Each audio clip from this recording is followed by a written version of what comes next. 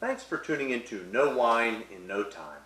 I'm your host Dave, and today we're concentrating on one single varietal, a grape the French call Mourvedre.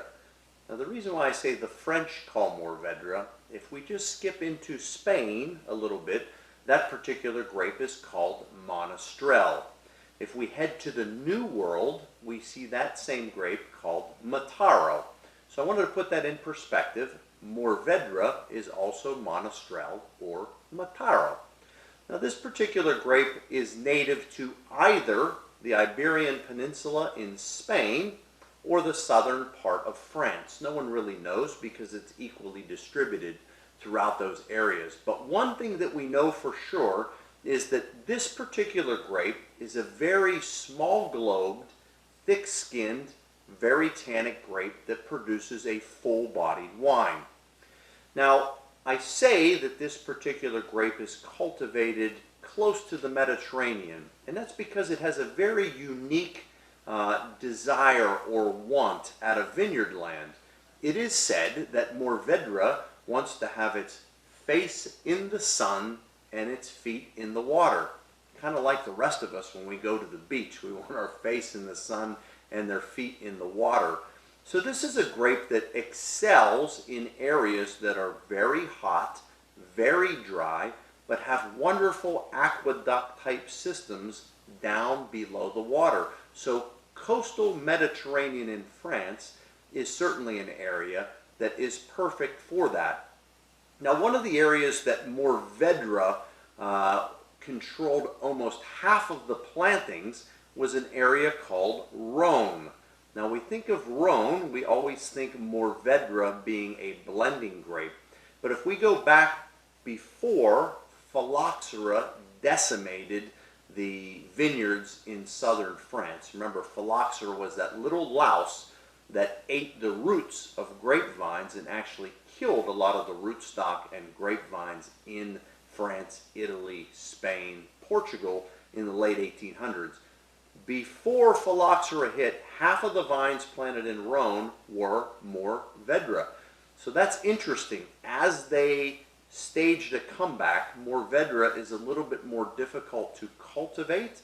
So because of that, they chose to plant more Syrah and Grenache in that area. So what was once 50% in Rhône now has dropped to 3% of all plantings in Rhône. So we shift a little bit more into Languedoc and Provence when we want to focus on Mourvedre heavy wines.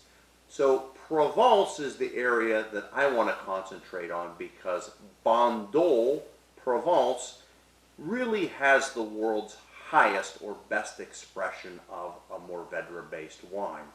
In this particular area, Provence and Bandol specifically is ideal because Bandol is actually naturally shaped like a semi-hemispheric amphitheater, and the way that it's situated to the ocean is that the vineyards face south.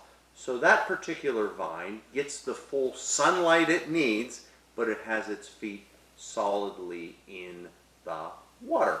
And in this particular area, we have pebbly limestone and a little bit of sandy marl, which Mourvedre loves. In Bandol, 50% minimum has to be Mourvedre in that particular wine.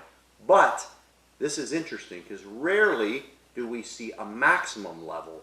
And in this particular area, it can be a maximum of 95%. So it can never be 100% Mourvedre, but somewhere between 50 and 95%. Now they're going to further put some restrictions on these wines to raise the level of quality. And in France, an AOC, Appellation Bandol Contrôlée wine, has to be destemmed prior to crushing. So think about that. We're talking about a very small globed, thick-skinned grape. So we're going to pick that at the peak of its ripeness. Now we have to take all of the individual grape berries off of their stems before we can crush them. Why do you think we would do that? Because Mourvedre itself imparts a lot of tannins to the wine, and guess what else imparts tannins? Actual stems. So by removing the stems, we raise the quality of the wine by keeping the tannin level in check. So it's really quite fascinating why this is the world's highest quality Mourvedre, and that's why I wanted to explain a little bit more about it. One final thing on a Bandul AOC is that post-fermentation, this wine must spend a minimum of 18 months in oak. So let's kind of summarize that. Between 50 and 95% Mourvedre, so we have a lower level and an upper level, must be destemmed, and then it must spend 18 months in oak. That's a lot of restrictions on a wine to ensure a specific delivery and a consistent level of quality. So what I picked for you today is a 2011 Hecton Bagnier Bandul Rouge. And this particular wine, the first thing that we're going to notice is it's very dark in its color. It gets a lot of phenolic compounds from the grape skins, and Mourvedre is certainly very, very well colored and very well structured. If we swirl to liberate some of the aromas, the first thing that leaps out of the glass is the oak. Now remember, this wine spent 18 months in oak. The one thing that's not mandated by French wine laws is whether that's new oak or whether that's used oak. My guess, by smelling this wine, is it's probably a combination of both. So we not only get the oaky flavors, but behind that we get a little bit of plum and a little bit of kind of a peppery spice behind that. So let's go ahead and give it a taste and see what it delivers across the palate.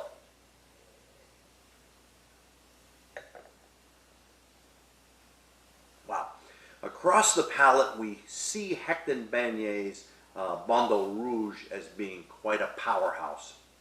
It enters the mouth with beautiful dark black cherry and a little bit of black raspberry flavor. So it kind of hits the front of the palate in a little bit of sweetness.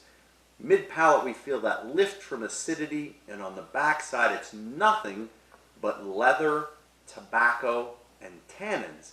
So this is a very, very structured wine, and one that would love to have fatty, protein-rich foods.